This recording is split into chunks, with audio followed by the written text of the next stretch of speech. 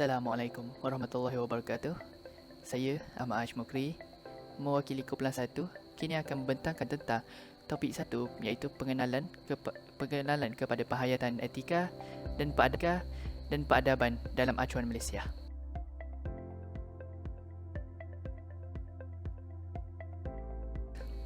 Konsep etika berasal daripada perkataan Yunani iaitu ethos dan juga ethikos.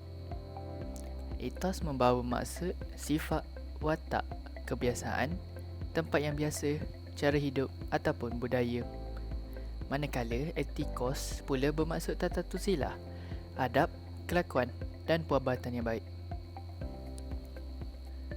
Etika dan peradaban penting dalam sesebuah masyarakat, namun tahap penghayatannya berbeza dan dipengaruhi oleh perkembangan sejarah, struktur sosial dan biografi masyarakat berkenaan.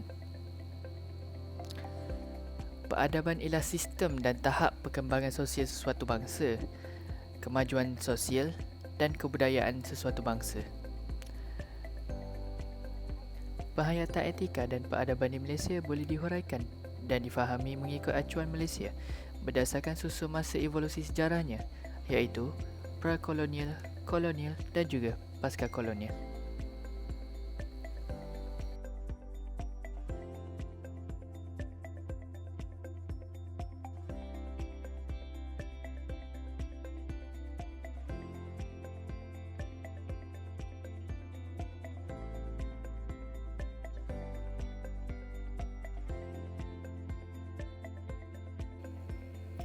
Objektif kita adalah untuk membina kerangka pemikiran dan analisis penghayatan etika dan peradaban.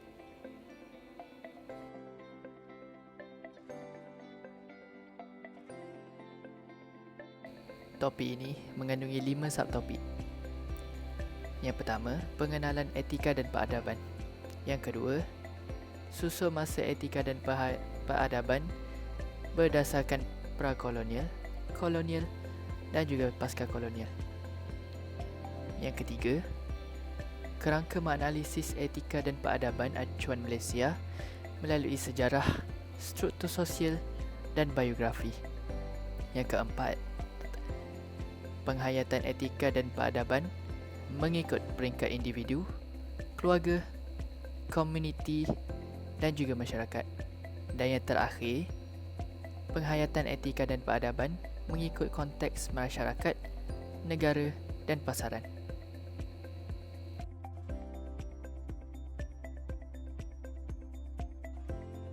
Seterusnya, kita akan meneruskan pembentangan ini untuk subtopik pertama kita iaitu pengenalan etika dan peradaban. Mengapa etika dan peradaban ini sangat penting bagi masyarakat? Ini adalah supaya rakyat akan sentiasa saling menolong antara sesama lain, seperti membantu jiran bergotong royong.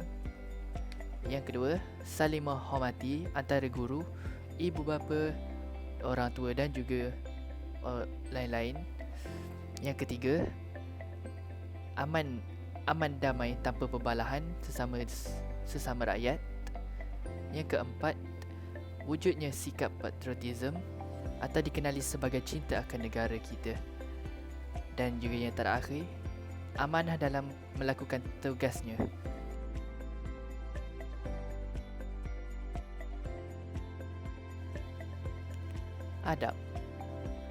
Adab bermaksud dalam konteks perilaku atau perbuatan ialah kebaikan, kesatuan, moral, sopan santun, kesusilaan dan kemanusiaan. Namun begitu, pendekatan ibu bapa biasanya lebih longgar dan anak-anak boleh menjadi terlalu manja ataupun biadab pada zaman kini. Ini bukannya bermaksud ibu bapa perlulah berkasar terhadap anak-anak mereka. Bagaimanapun, adab bukan datang secara semula jadi.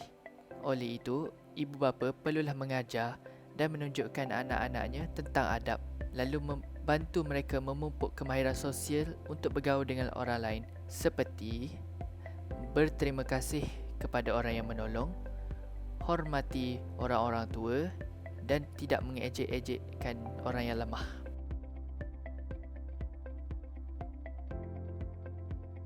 Adat resam. Menurut Kamus Dewan edisi keempat, Istilah adat ini dapat ditarifkan sebagai cara atau peraturan yang sudah diamalkan turun-temurun di dalam sesuatu masyarakat. Bagaimana pula dengan resam? Resam pula boleh didefinisikan sebagai adat kebiasaan atau aturan yang menjadikan adat, pembawaan, kebiasaan, sifat, tabiat dan sebagainya. Contoh-contoh adat resam masyarakat Melayu kini adalah mandi melenggang perut. Yang kedua, menanam uri dan tembuni. Seterusnya, contoh-contoh adat resam masyarakat Cina pula adalah: yang pertama, pelawat seharusnya tidak memakai pakaian yang berwarna-warni sewaktu pergi ke rumah orang mati.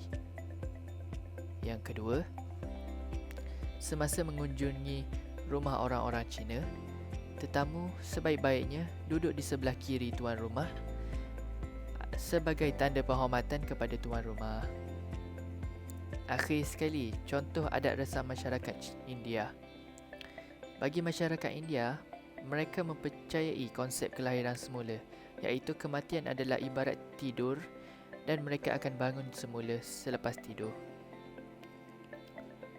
Yang kedua, terdapat 3 jenis perkahwinan dalam masyarakat India, iaitu Vaitikat Tirumanam, Tamil Tirumanam dan juga Dia Tirumanam, yang mana perkahwinan ini dijalankan adalah berlandaskan aspek suku kaum mereka.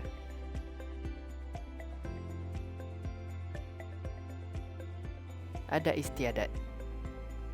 Menurut Kamus Dewan edisi keempat, adat bermaksud peraturan yang sudah diamalkan turun-temurun sejak dahulu kala lagi di dalam sesuatu masyarakat, sehingga merupakan hukum dan juga peraturan yang harus kita patuhi zaman sekarang. Adat berasal daripada perkataan Arab yang bermaksud kebiasaan. Satu contoh adat istiadat adalah amalan protokol diraja. Di dalamnya, ada satu adat yang dikenali sebagai adat tertib menghadap. Sebagai contohnya, orang awam mestilah berdiri tegak sambil kedua kakinya dirapatkan. Seterusnya, luruskan kedua-dua tangan di sisi tubuhnya serta memberi sembah hormat atau dikenali sebagai menjunjung duli dan menundukkan kepalanya. Kita janganlah terlalu tunduk seolah-olah membongkok yang menyerupai adat hormat masyarakat Jepun yang dikenali sebagai dogeza. Jarak kita dengan baginda tuanku tidak terlalu rapat ataupun tidak terlalu jauh, iaitu hanya 2 hingga 3 kaki sahaja. Ketika bersalaman, hendaklah tunduk hormat dan juga mencium tangan baginda. Seterusnya, sebagai seorang pegawai yang berpakaian seragam pula, perlulah kita memberi tabik hormat, dan jika berdiri jauh, perlulah bertabik hormat dahulu sebelum berjalan menghampiri baginda. Seterusnya, contoh protokol ketiga adalah adab tertib hormat ketika SPP tuanku berdua bersemayam. Kita mestilah berdiri tegak dan kedua kaki kita dirapatkan. Kedua-dua tangan perlulah diluruskan di sisi tubuh, memberi hormat, sembah hormat, menjunjung duli dan menundukkan kepala. Akhir sekali, protokol keempat adalah adat tertib ketika mengiring SPP tuanku berdua. Apabila mengiring ke bawah SPP tuanku, hendaklah kita berjalan di belakang sedikit daripada tuanku dan tidak sekali-kali seiring dengan baginda. Apabila terpaksa berlalu di hadapan tuanku, perlulah kita hormat takzim, iaitu tunduk hormat sambil berkata, "Patip mohon lalu tuanku."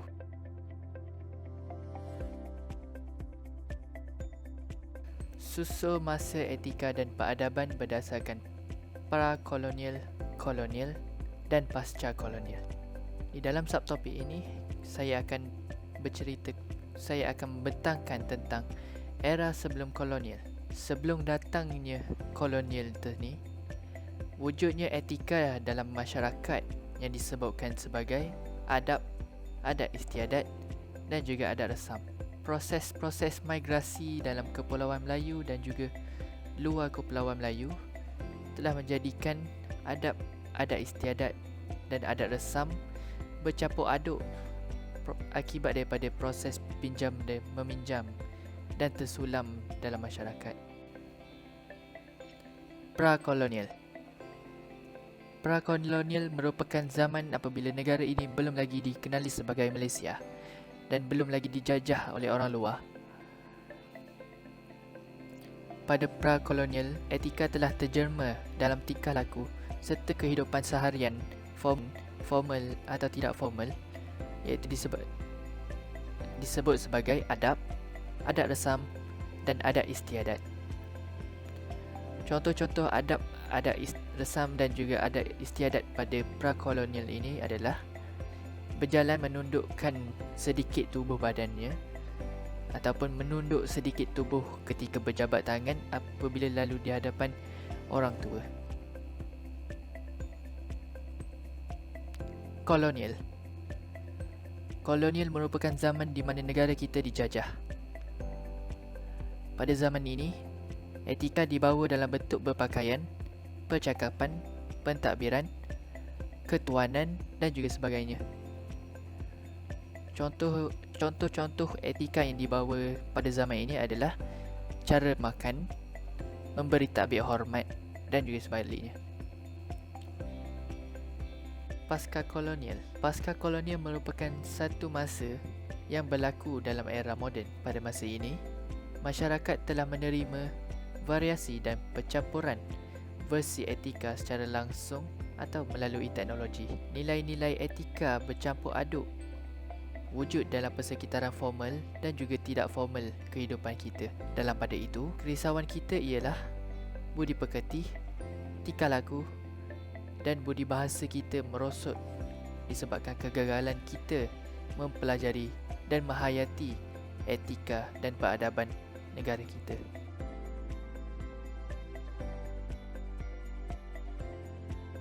Kerangka menganalisis etika dan peradaban acuan Malaysia melalui sejarah, struktur sosial dan biografi. Tahap penghayatan etika dan peradaban adalah berbeza dan dipengaruhi oleh perkembangan sejarah, struktur sosial dan biografi masyarakat berkenaan. Kerangka ini terbahagi kepada 3 sudut, iaitu sudut perkembangan sejarah. Dalam konteks ilmu sosiologi, sejarah adalah himpunan peristiwa dan pengalaman lalu yang saling berkait melibatkan individu, keluarga dan komuniti dalam masyarakat. Meneliti sejarah ialah dengan melihat kembali asal-usul kita di negara ini. Adakah kita ni penduduk asal atau mungkin kita sebahagian daripada proses migrasi dalam wilayah alam Melayu ataupun migrasi daripada peradaban China, India, Arab, Eropah dan sebagainya. Antara contoh-contoh soalan yang boleh dikaitkan dengan perkembangan sejarah adalah bagaimanakah negara ini dibentuk menjadi sebuah negara.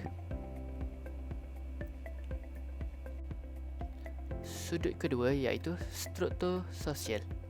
Dari segi sosiologi, hubungan yang dibina, yang dijalin dalam sesebuah masyarakat berfungsi untuk menggerakkan dinamika masyarakat. Berdasarkan struktur sosial kita, Malaysia mempunyai tahap penghayatan berbeza-beza mengenai etika dan peradaban. Sosial ini melibatkan komuniti dan juga sistem sesekeliling kita, sama ada formal maupun tidak formal, di mana kita tinggal, kita dibesarkan, kita bersekolah dan juga tempat kita bekerja. Dengan memahami lapisan-lapisan struktur sosial, bolehlah kita menghayati etika dan peradaban yang telah terbina dan sedang berlangsung di dalam negara kita. Dan akhir sekali, sudut biografi. Dari segi bahasa, biografi membawa maksud riwayat atau kisah hidup seseorang.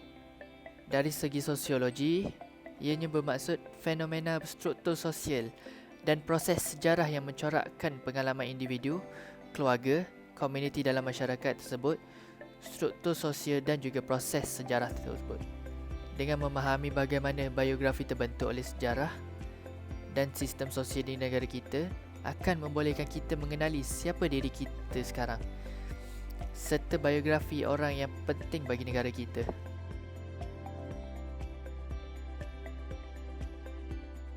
Penghayatan etika dalam kalangan individu. Penghayatan etika dalam kalangan individu adalah sangat perlu ke arah membina peradaban yang tinggi dalam sesebuah negara tersebut.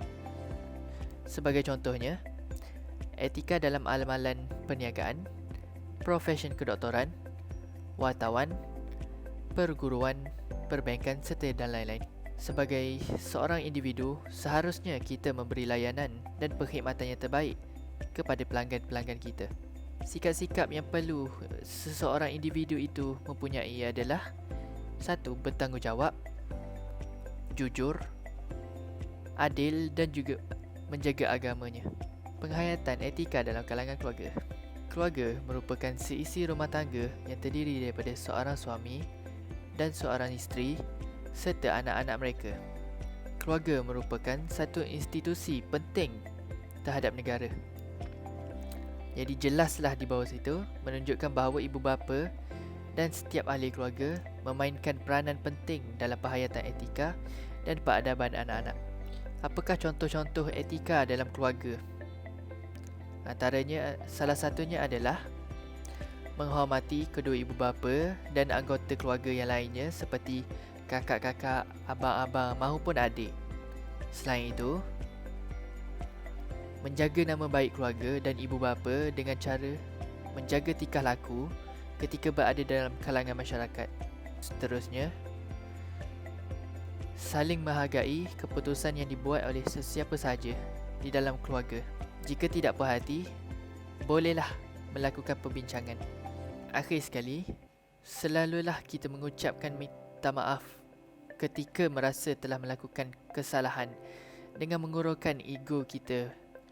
Penghayatan etika dan peradaban dalam kalangan komuniti dan masyarakat. Dalam proses pembinaan bangsa Malaysia yang teguh dan bersatu padu, ianya memerlukan seluruh rakyat Malaysia yang mempunyai etika dan peradaban.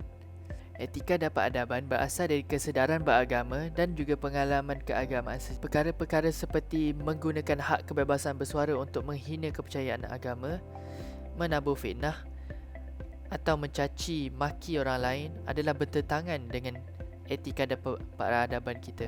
Apa pula etika-etika di dalam komuniti dan masyarakat? Antaranya adalah saling menghormati antara satu sama lain, bertoleransi, saling bekerjasama dan juga membantu-membantu. Mestilah menjaga batas pergaulan kita.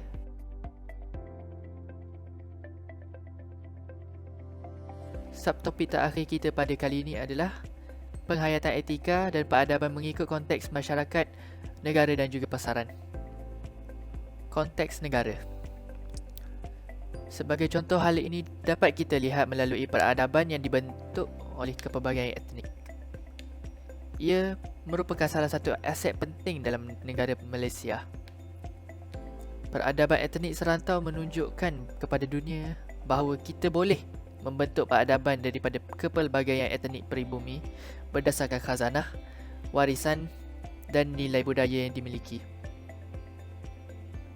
Ini bukan sahaja menjadi daya tarikan pelancong asing, tetapi boleh juga menjadi contoh baik kepada negara lain.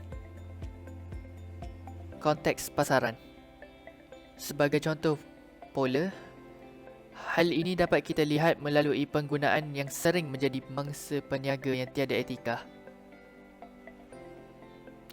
Dalam hal ini, kebanyakan pengguna sendiri kurang peka terhadap hak-hak mereka yang diberikan undang-undang untuk melindungi mereka sebelum dan setelah membeli dan menerima barangan atau perkhidmatan di pasaran.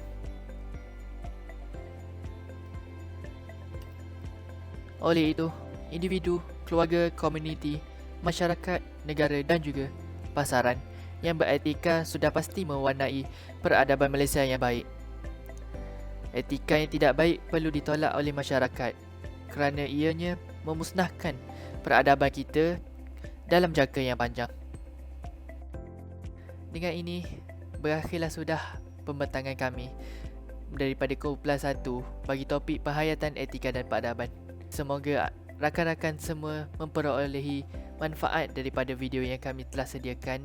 Saya Ahmad Aish Mukri menarik diri dulu. Sekian, wabillahi taufiq wa hidayah. Assalamualaikum warahmatullahi wabarakatuh. Terima kasih sebab mendengar.